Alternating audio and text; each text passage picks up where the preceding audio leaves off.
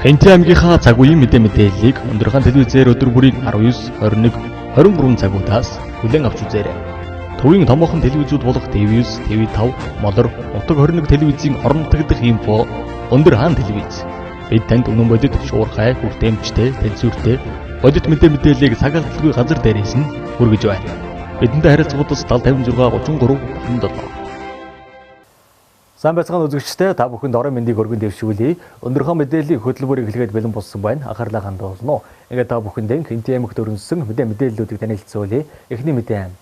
2019 онд иргэн өмчлүүлэх газрын хэмжээ байршил зориултыг баталж малчдын хороонд 48 иргэнд, 2 дугаар баг Үлзийтийн 36-аас 39 дугаар иргэнд 97 иргэнд, Үлзийт тосгонд 10 иргэнд нийтдээ 155 иргэнд газар өмчлүүлэхээр болсон байна. Өөр аймаг сумын шилжиж байгаа хүмүүс тухайн газар цуцлуулах хэрэгтэй байлаа цуцлуулахаар ингэж яригдж байгаа. Тэрнээс яг энэчнээ хариалтай байж тэр газараа цуцлуулах биш.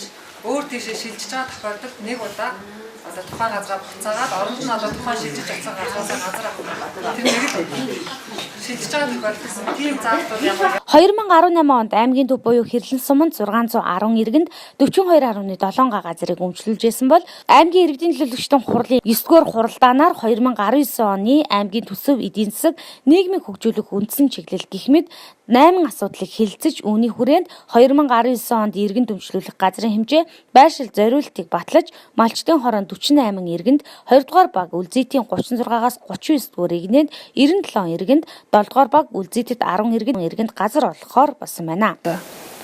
Ер нь бол аймгийн иргэдийн төлөөлөгчдийн хурлаар 2018 оны 12 сарын 3-ны өдрийн тогтоол гарсан байгаа. Энэ тогтоолоо бид нар саналаа оруулсан.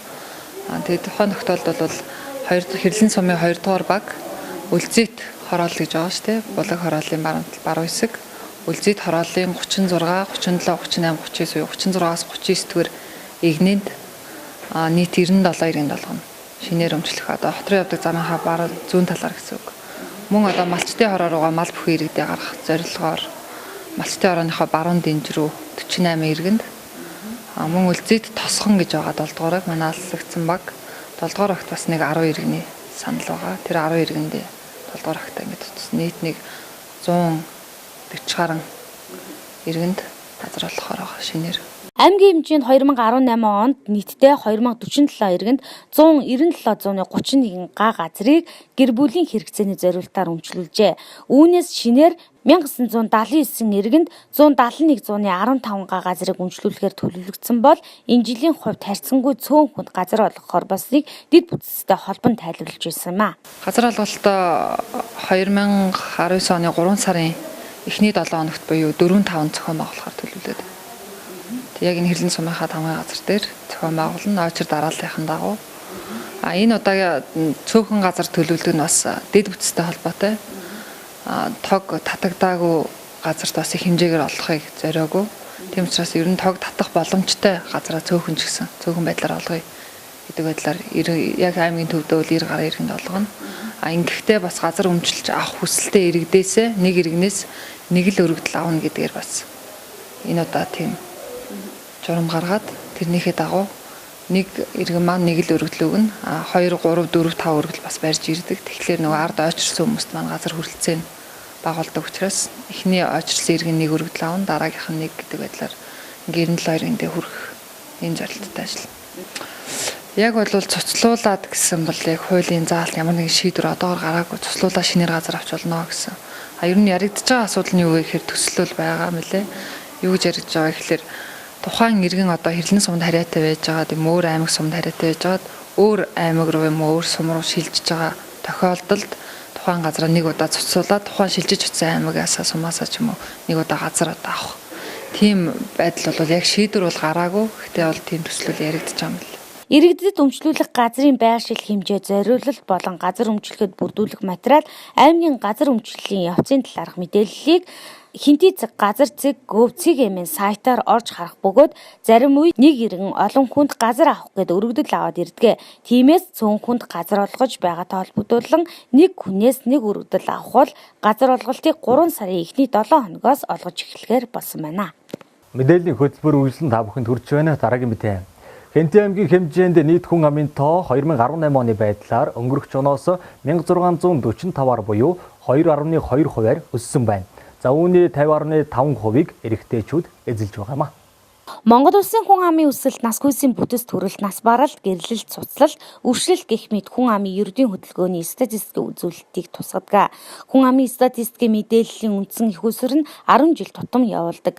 2018 оны судалгаагаар Хэнтэй аймгийн нийт хүн ам 77664-т хүрч нийт хүн амын тоо өмнөх оноос 1645 хүнээр буюу 2.2%-аар өссөн үзүүлэлттэйгээр Хэрлэн сумын хүн амын тоо өмнөх оныхоос 710 хүнээр буюу 3.1%-аар өсжээ. Хэмжээнд нийт хүн амын тоо өмнөх оноос 1645 хүнээр буюу 2.2%-аар өссөн.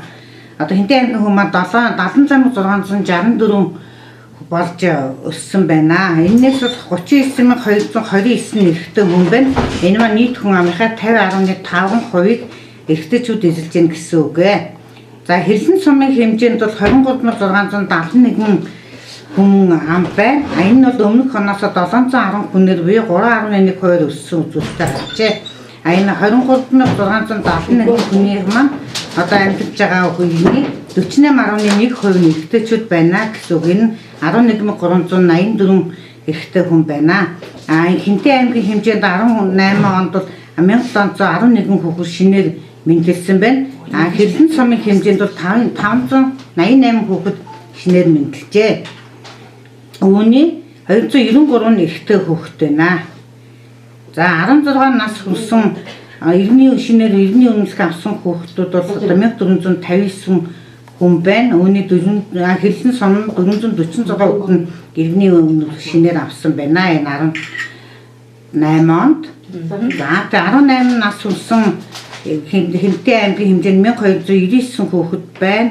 Үүний Хэрлэн сум 385 хүүхдүүд, энэний 195 эрэгтэй хүүхдүүд байна. Мөн 2018 онд 1299 хүүхэд 18 нас хүрч шинээр Хэнтэй аймагт 1711 хүүхэд мэндэлснээс Хэрлэн суманд 588 хүүхэд мэндэлжээ. Түүнчлэн 1459 хүүхэд шинээр иргэний үнэлэх авсан байна.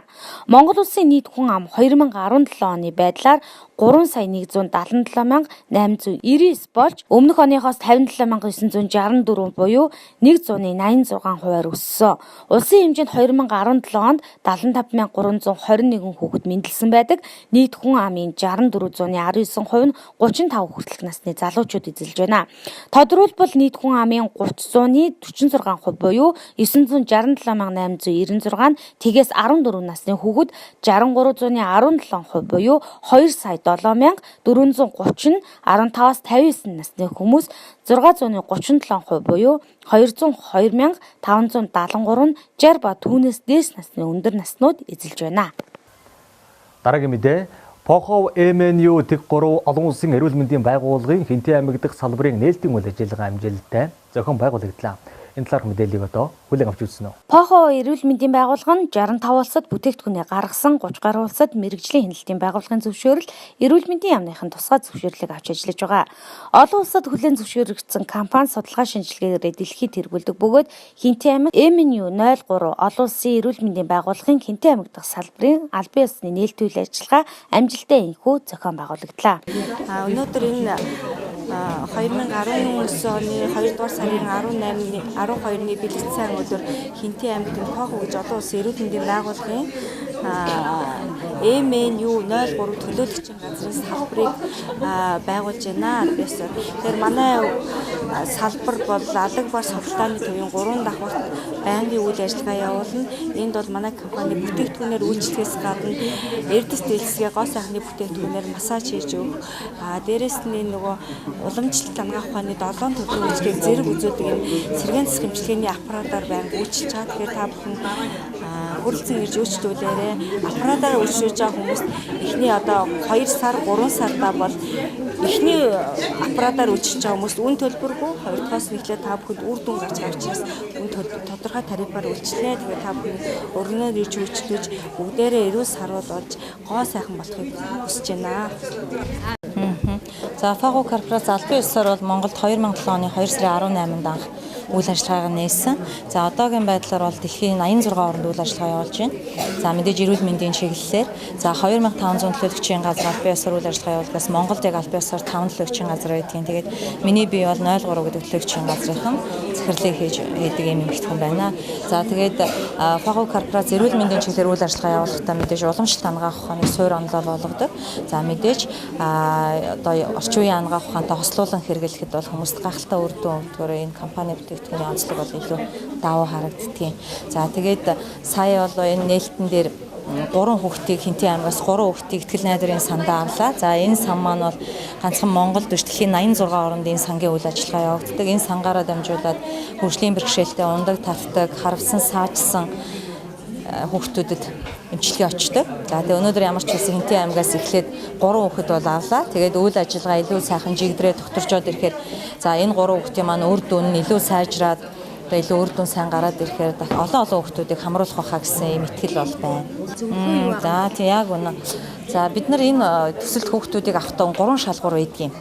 За мэдээж хаас олон бүтэн өнчин байх тийм үү. За эсвэл одоо хөгжлийн бэрхшээлтэй гэдэг нь одоо нотлогдсон байх. За дээрэс нь за ийм шаардлагууд байдгийн. За гэтэл одоо бол сүүлийн үед бид нар энэ хүүхд төсөлтөд авахдаа бол яг энэ шаардлагыг бол бас харахгүй байна. Юуг нь илүү харж байгаа вэ гэхээр одоо яг ингээл эцэг эхчүүд болгоо өөр байдгийн. Бид нар одоо ийм хүүхдүүд маш олон ажиллаж байна. Зарим нь болохоор яг угаасаа туслах ёстой юм шигээр ханддаг эцэг эхчүүд байдаг. Угаасаа туслах ёстой, улс туслах ёстой гэж хардаг тийм үү. Эсвэл энэ компани туслахгүй гэж яадаг ингэж хардаг хүмүүс байдаг. А зарим нь болохоор зэрэг үнэхээр бүр өөр хүүхдийн төлөө хөлөө хөрөх газар хаана вэ бүгдийг нь очиод үзсэн хүмүүс байдаг. Бүр өөр хүүхдийн төлөө байнга сэтгэл санаа зовж байдаг. Тэгэхээр ээж аав нь байгаа ч гэсэн өөр хүүхдийн төлөө үнэхээр чин сэтгэл гаргаад зориулт гаргаж байгаа хүмүүсийн хүүхдүүдийг бол бидний төсөлтөд авч байгаа сүүлийн үед. За тэгэхээр хүүхдийн төсөлд хамрагдсан хүмүүс бол ерөөсөө эмчийн зааврын дагаа эм бэлтгэлүүдээ маш цаг тухайд маш сайн ууж явах хэрэгтэй. А дээрэс нь үр дүнгууд 3-7 хоногийн дараа ингээд мэдрэгдэж эхэлдэг. Тэр болгоноо цаас юм дээр бичиж, дэвтэрм дээр бичиж тэмдэглэж тийм үү. Дараа бид нарт эрэхтэй ийм үр дүн тэд хоногийн дотор гарлаа гэдгээл маш сайн бичиж ирэх хэрэгтэй байдаг. Энэ нь мэдээж одоо тэр эцэг эхчүүдийн хүүхдүүдтэй адилхан хүүхдүүдэд дахиад ямар үр дүн гарах уу гэдгийг тийм үү энэ зүйл бас хэрэг болдог. Тус байгууллагын бүтээгдэхүүнүүд цэвэр 100% ургамлын гаргалтай бүтээгдэхүүн олгогддог. Сертификатыг нь авсан. Мөн олон улсын GMP стандартыг хангасан гэдгээр бусад бүтээгдэхүүнээс онцлогтой бол Хинтээ аймагт 2 сард инхүү албан ёсоор нээлттэйхийн нээлтийн үеэр мэргэжлийн уламжлалт ангаах ухааны нарийн мэргэжлийн зөвлөх эмч нар бие үзүүлж онцлуулж иргэдэд зөвлөгөө онцлогоо үйлчлэгээ үзүүлж ажилласан бол тус салбарын нээлтэнд Хинтээ аймгийн салбарын төлөөллүүд оролцож энэ үеэр мэргэжлийн эмч үзлэг хийж 3 хөгжлийн бэрхшээлтэй хүүхдийг төсөлд хамруулж бүтэн сарынх нь хэрэглээний эмийг гардуулж өгсөн юм а.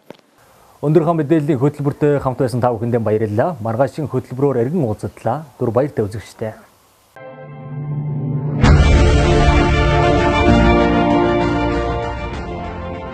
Хинтээ аймгийнхаа цаг үеийн мэдээллийг өнөөдрийнхөө телевизээр өдөр бүрийн 19, 21, 23 цагуудаас хүлээн авч үзээрэй. Төвийн томоохон телевизүүд болох TV9, TV5, Молор, Утаг 21 телевизийн орон нутгадах инфо өндөр хаан телевиз. Бид танд үнэн бодит, шуурхай, хүртээмжтэй, тэнцвэртэй бодит мэдээллийг сагалтлгүй газар дээрээс нь хүргэж байна. Бидэнтэй харилцагуудаас 7056 33 7